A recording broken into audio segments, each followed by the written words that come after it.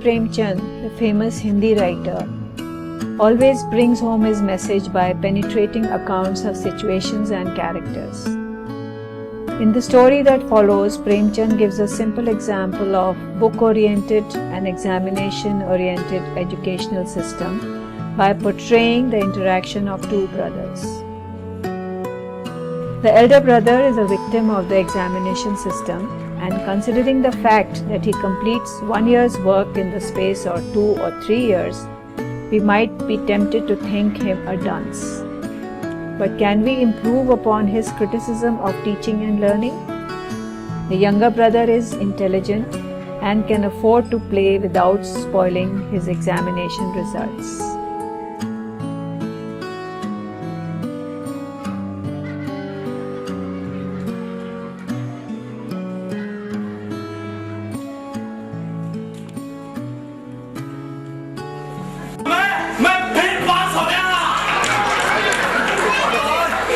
इस बार मेरे 75 नंबर आए।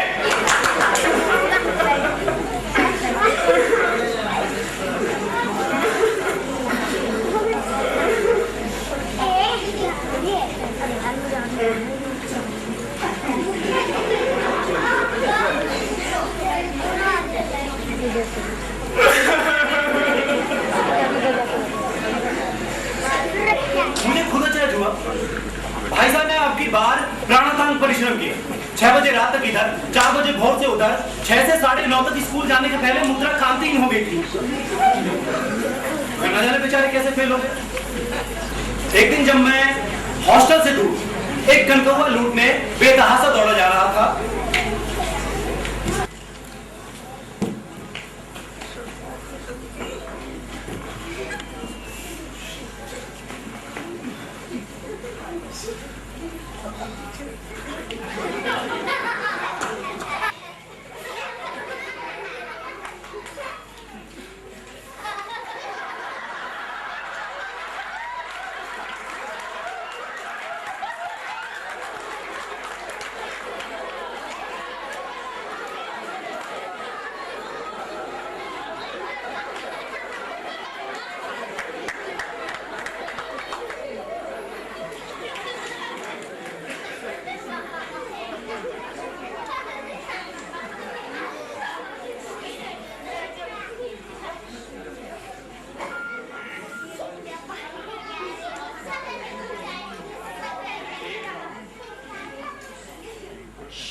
इन बाजारी लोंडों के साथ केले के कंगोए लूटने तुम्हें शर्म नहीं आती?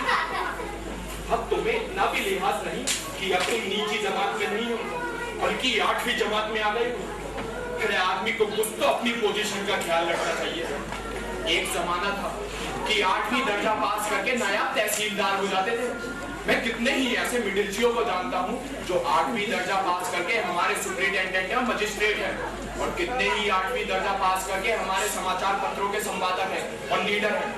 बड़े बड़े विद्वान उनकी महतती में काम करते थे, और तुम उसी 8वीं दर्जे में आकर इस ढीले के कलकोए के लिए बेतहाशा दौड़े चले जा रहे थे।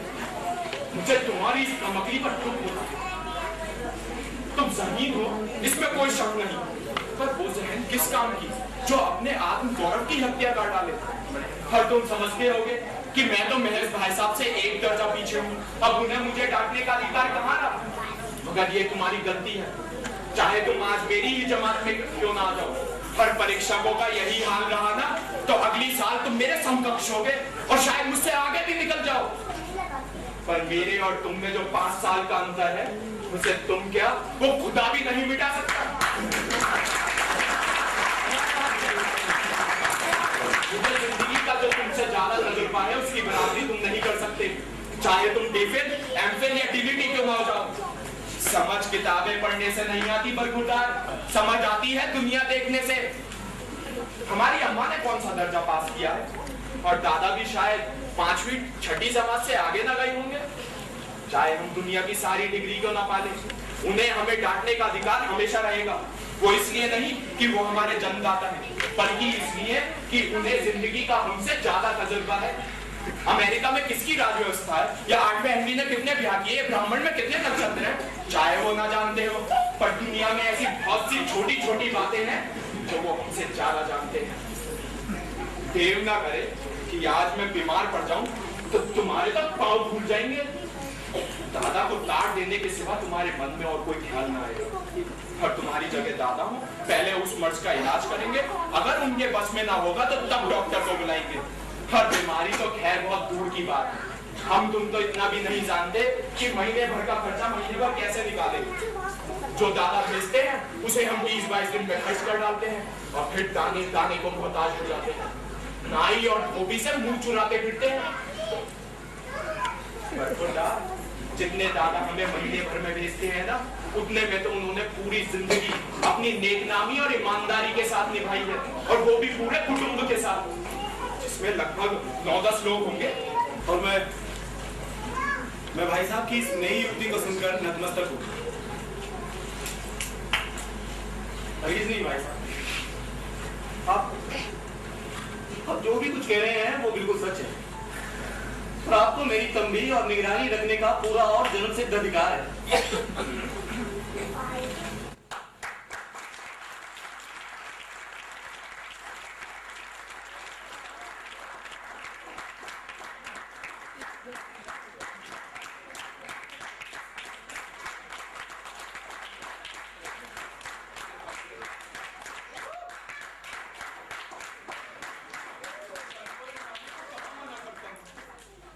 मेरा भी जी चाहता है कि मैं भी कंगोई उड़ाऊं, लेकिन खुद भी राह चलूं तो तुम्हारी रक्षा कौन करेगा?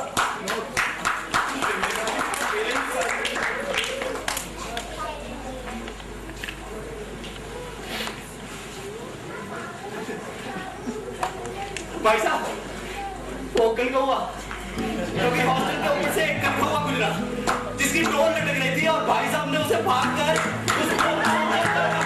The conclusion Premchand seems to draw is that as long as the system smothers and grinds down the students, we cannot expect the flowering of good pupils.